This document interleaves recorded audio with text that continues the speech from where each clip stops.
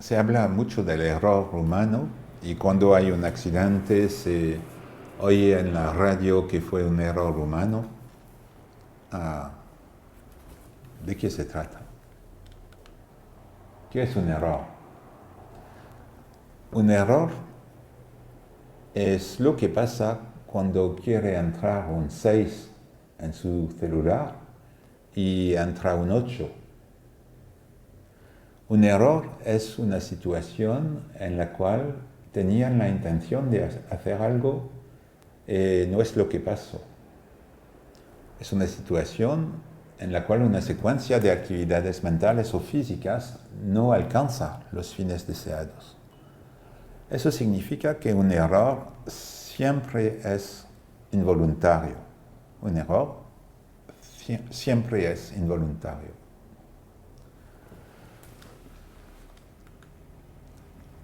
Otra cosa es una transgresión, que es un desvío voluntario. Se sabe que no se cumple la norma. Pero en algunos casos, la transgresión, el desvío voluntario de la norma, no se puede reprender, porque hay situaciones en las cuales no es posible cumplir la norma. Por ejemplo, si hay dos normas contradictorias, si se cumple una, se infringe la otra. Unos ejemplos. El señor y la señora, no sé qué, viven entre dos estaciones y quedan encontrarse en la estación a las 6 de la tarde. Pero él espera en la estación A y ella espera en la estación B. ¿Es un error o es una transgresión? Por supuesto es un error. No era voluntario y es un error que es conectada con la ambigüedad de la palabra. Nos esperamos en la estación y hay dos estaciones. Hay muchos accidentes industriales que tienen como una de sus causas la ambigüedad de la información. Están en Europa y para pagar el aparcamiento usan una moneda de Tailandia en vez de una moneda europea. ¿Es un error o es una transgresión? Bueno, depende. Si lo sabe, es una transgresión. Pero tal vez no lo han visto y en este caso es un error. Eso es el centro de formación de una empresa y hay dos vías para ir a la cantina. Una vía para los peatones y una vía para los coches que es prohibida a los peatones. Pero aquel día había obras en la vía de peatones, así que no era posible pasar por aquí, no era posible andar por aquí, y todo el mundo, incluso los más altos regantes, iban por la vía de los coches. ¿Es un error o es una transgresión? Es una transgresión. Saben que pasan por el cartel que prohíbe el paso. Pero no hay otra manera. Es una transgresión que no se puede evitar.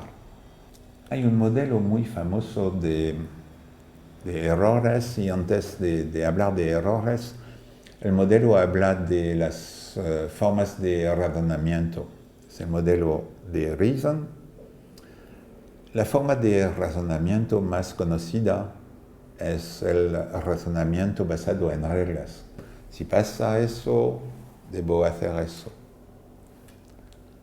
Pero cuando ustedes ven un semáforo, no se dicen esto es un semáforo y la regla es que tengo que hacer eso. La regla se ha inscrito en su cuerpo. frenar al semáforo rojo se ha inscrito en su cuerpo.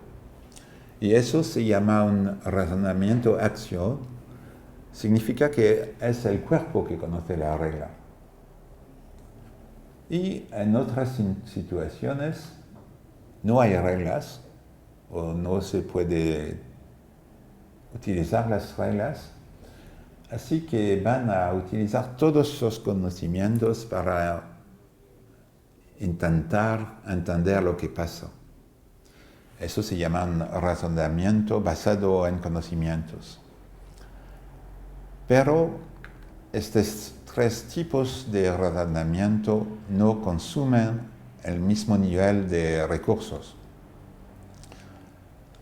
El razonamiento-acción consume muy pocos recursos. Se puede hablar con otra persona al mismo tiempo que para al semáforo. Del otro lado, el razonamiento basado en conocimientos va a consumir todos los recursos. No se puede hacer otra cosa cuando se intenta resolver un problema de matemáticas, por ejemplo. Y eso significa que los recursos disponibles para otras tareas son muy distintos. En el caso del razonamiento-acción se puede hacer otra cosa. En el caso de razonamiento basado en conocimientos no se puede hacer otra cosa al mismo tiempo. Los diferentes tipos de errores son los mismos. Hay errores de rutina que son errores en los automatismos del razonamiento-acción. Lo que decía, por ejemplo, entrar un 6 en vez de un 8 en su celular. Hay errores en la aplicación de reglas, por ejemplo, no tomar la regla cierta, tomar otro documento, o saltar una página en la aplicación de la regla. Y hay errores por falta de conocimientos. Pero es un poco raro llamar eso error, porque en este caso significa que la organización ha puesto a la persona en una situación en la cual no existen reglas y en la cual no posee los conocimientos necesarios para hacer frente a la situación. Lo importante es que el error nunca es la causa de un accidente. Nunca se puede considerar que el accidente se explica por un error. Porque un error es siempre involuntario. ¿Y de qué error estamos hablando?